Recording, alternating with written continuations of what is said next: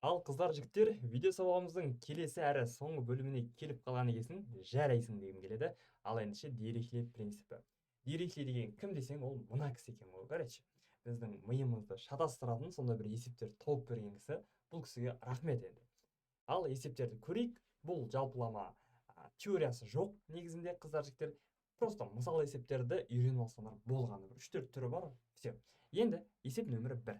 Қалтада 8 жасыл, 6 көк және 3 қызыл шар бар дейді. Қалтаның ішіне қарамастан 2 көк шар шығарылғанына толық сенімді болу үшін қалтадан кем дегенде қанша шар алу қажет екенін анықтаңыз дейді. Иә, қазір түсінемін. Мынау қандай есеп, қиын, түсіне алмаймын деп ойлап тұрған болуы мүмкін. Но асықпай қара, қайталап қара. Мына жерде бізде 2 көк шар, иә. Жалпы бізде жасыл шар бар. Жасыл нешеу? 8. Көктіден жасылмен ұрып кете берейік. 6. Одан кейін менде қызыл шар. Қызыл шар ол менде 3. Енді осы жерде қыздар жігіттер, маған кем дегенде десе, қандай шарды алу керек дейді? Көк шарды. Онда көк шарды мен не істеймін? Сызып тастаймын қазірше. Керек емес. Сонда мен қалған жасыл менен 8-ді, жасыл 8 шар, қызыл 3 шарды қосамын, менен 11 шар шығады ғой. Осы 11 шар менде шығарып алдым. Енді осы 11 шарға не істеймін? Менде әрі қарай 2 көк шар шығаруым керек қой. Мен уже былай қарап ойласам, жасыл мен қызыл алып қойдым да, бәрін шығарып тастадым. И менде тек қана не қалды қалтада?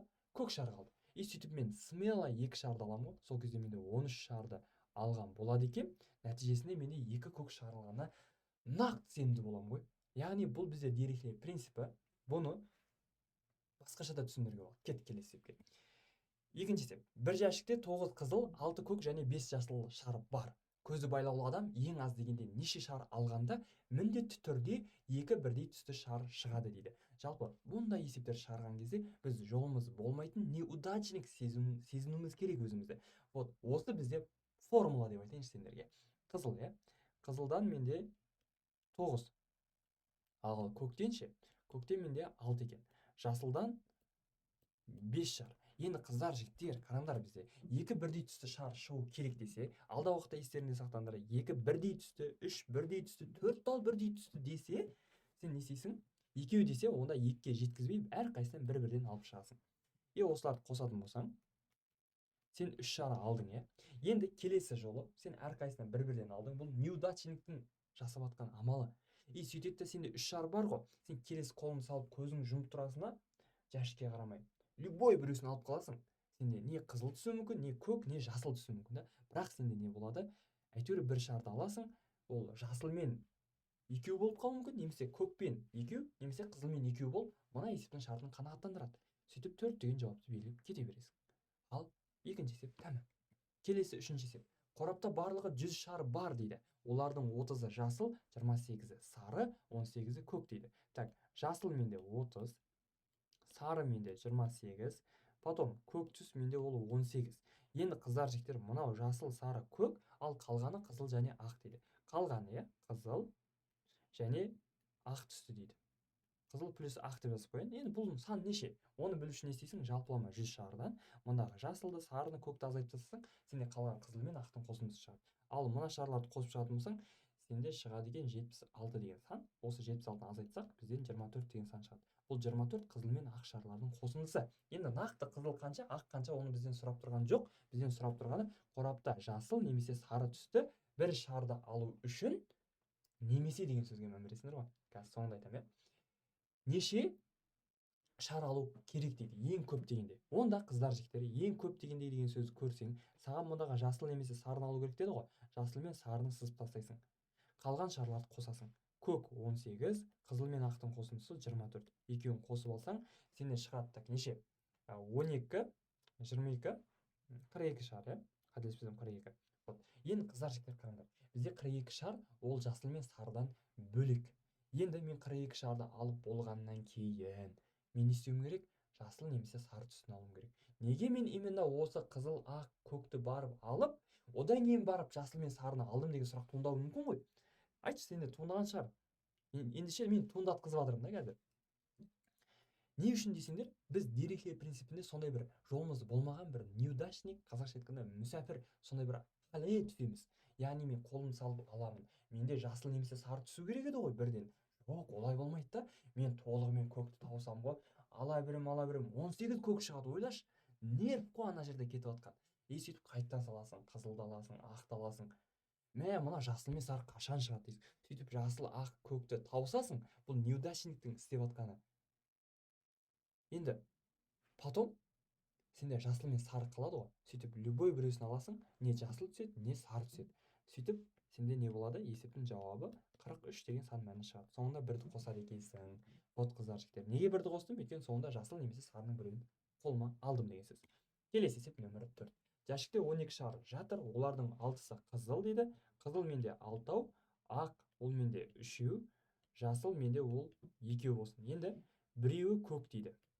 Көк ол менде 1-еу. Енді достар, жәшікке қарамай мен көзімді жұмып алдым, қараған жоқпын. Сөйтемін да, 3 бірдей түсті шар шығатындай ең аз алынатын шардың санын анықтаңыз дейді. Бұл есеп мына есепке ұқсайды. Қараңдаршы, мына есепке ұқсайды да, екінші есепке. Яғни 3 бірдей түсті шар шығу керек болса, онда 3-ке жеткізбей мен әрқайсынан 2-2 шардан алып шығамын. Бұл менің неудачник жағдайым.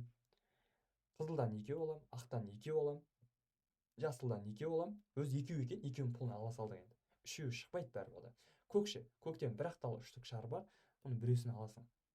Өйткені өзі бір ақтал ғой. Енді сен әрқайсынан осылай алып шыққаннан кейін, сенде қызылдан неше қалды? 4-еу қалды, ақтан 1-еу қалды. Қалғандар қалмады, тауыстадым. Енді мыналарды қосып шықсын. 2 қосу 2 қосу 1, менен шығады 7. 7 шарды мен қазір алдым, неудачник жағдайымда. И потом менде 3 бірдей түсті шар деді ғой. И жәшікке қарасам, тек қызыл мен ақ түсті қалыпты. Қызылдан 4-еу, ақтан 1-еу ғана қалған ғой. Сөйтіп көзімді жұмып араластырып, кез келген біреуін ала саламын. Мен кез келген біреуін аламын. Сөйтіп мен 8 шарды аламын ғой. Сол кезде менде 3 бірдей түсті шар міндетті түрде шығады екен. Ал қыздар жігіттер, бұл ең аз деген жағдаймен 8 болып жауабы шығады екен. Енді түсінбей қалып жатсаң нормально бұл тақырыпқа ше. Бір көргеннен түсіну адамға қиындау көрінеді. Өйткені Дирихлиннің өзі айтып кеткен, біз математикада неге кейбір нәрселер түсінбейміз десе, ол нәрсені біз өмірімізге енгізбегендіктен дейді. Мына бір есептерді мысалы біз өмірімізде қолдандық па? Жоқ. Сондықтан да басында түсіну қиын болатыны осы. Келесі есеп нөмірі 5. Сөмкеде 5 қызыл, 4 жасыл және 2 көк түсті маркер бар дейді. Қараңғыда бір түсті 3 маркер алғаныңызға нақты сенімді болу үшін ең кем дегенде неше маркер алу керек дейді. Короче, қараңғы, сен сөмкеге қарасаң, түстер білінбейді деп жатыр да, короче. Сені қызылдан 5-еу, ал жасылдан 4-еу, көктен 2-еу. Енді қыздар жігіттер, қараңдаршы. Бізде 3 шар алу керек. Ой, кешірім сұраймын. 3 маркер алу керек, 3 маркер. Ең кемінде дейді. Енді қыздар жігіттер 3 маркер алуымыз керек болса, 3-ке жеткізбей біз әрқайсынан 2-2-ден алып шығамыз. Мен қызылдан 2 маркер аламын, жасылдан 2 маркер аламын, көктен 2 маркер аламын. Енді былай ойлауларың мүмкін. Неге мен бірден 3-ті бірден ала салмаймын деген. Егер бірден алсақ, онда тіптен керемет негізінде.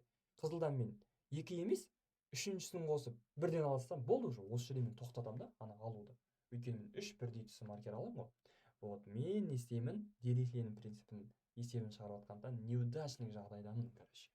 Вот, енді әрқайсынан 2-2-ден алып шықтым. Мына көк уже таусылды, ол енді керегі жоқ. Келесінде жасылдан 2 қалды, өйткені 2-ін алып қойдым. Қызылдан 3 қалды, өйткені мен мында 2-ін алып қойдым. Енді мына 3-ін қосатын болса, менен 6 деген маркер шығады. 6 маркер алдым дәл қазір. Енді менде 3 маркер бірдей түсті шығу үшін мен қорапқа қарасам, енді көзімде көрмейді, бірақ примерно есеппен түсінемін ғой. Так, 3 қызыл, 2 жасыл қалды. Ендеше мен кез келген біреуін аламын. Сол кезде менде 7 маркер алған болып табылам. Бірақ ол қызыл шықты, не жасыл шықты, бәрібір менде 3 бірдей түсті маркер шығады екен. Вот, қыздар жігіттер.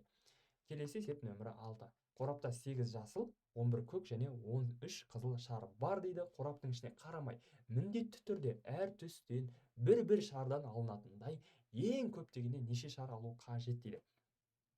Так, жасылдан менде 8, көктен менде 11, ал қызылдан менде 13 дейді. Қораптың ішіне қарамай, міндетті түрде әр түстен бір шар десе, қыздар жігіттер, қалай жасаймыз?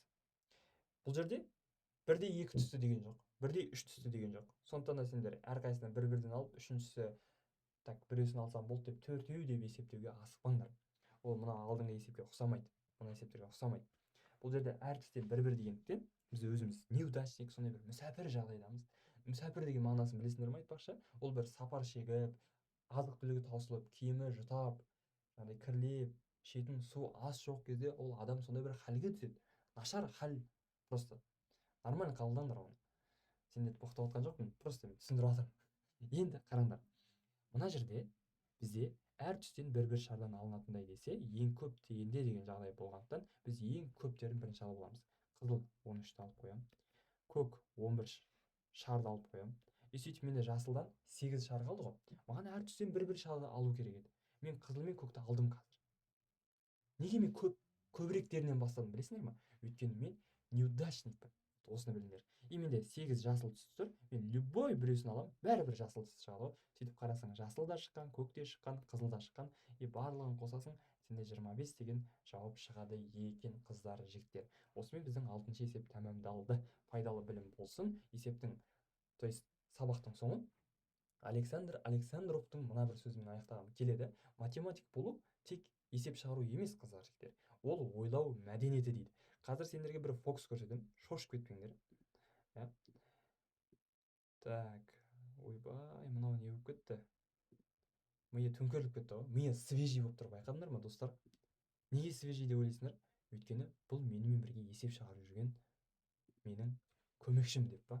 Ал ендеше сабағымыз өз мәресіне жетті. Баршаларыңа пайдалы білім болсын. Келесі сабақта көріскенше, всем чао, какао.